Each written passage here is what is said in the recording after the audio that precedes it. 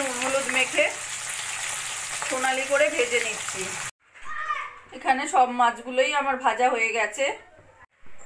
আর এদিকে কড়াইতে তেল গরম হয়ে গেছে, দিয়ে দেবো কালো জিরে ফোড়ন, দিয়ে দেবো টমেটো, পেঁয়াজ আর ভাজা শুকনো লঙ্কা করে নিয়েছি, সেটার পেস্ট করে নিয়েছি, সেই পেস্টটা দিয়ে দেবো।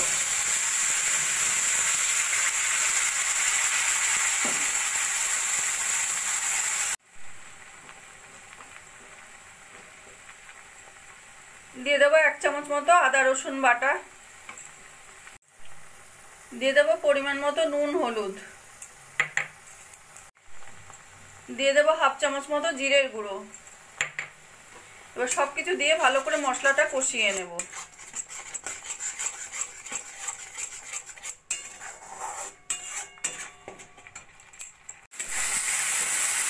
মশলাটা বেশ আমাদের তেল ছাড়া ছাড়া হয়ে গেছে। দিয়ে দেবো সামান্য গরম মশলার গুঁড়ো আর কাশ্মীরি লঙ্কার গুঁড়ো, দিয়েও 2 মিনিট মতো কষিয়ে নেব। গরম মশলা কাশ্মীরি লঙ্কা দিয়ে 2 মিনিট মতো কষিয়ে নিয়ে দিয়ে দেবো আমুলের ফ্রেশ ক্রিম,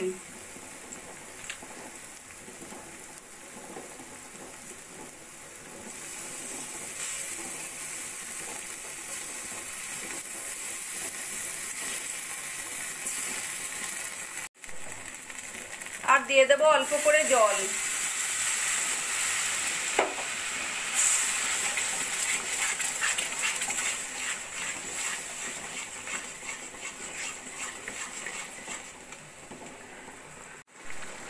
জলটা দিয়ে ভালো করে ফুটে উঠেছে। এবার দিয়ে দেবো আমি ভেজে রাখা মাছগুলো, ভালো করে মশলার সঙ্গে মিশিয়ে নেব।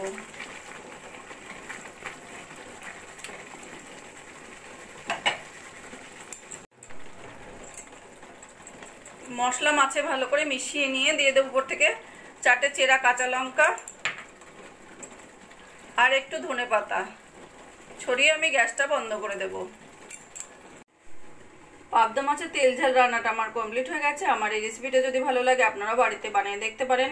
গরম গরম ভাতের সঙ্গে খেতে অসাধারণ লাগবে। আর কমেন্ট করে জানাবেন কেমন লাগলো। প্লিজ লাইক, শেয়ার ও সাবস্ক্রাইব করবেন।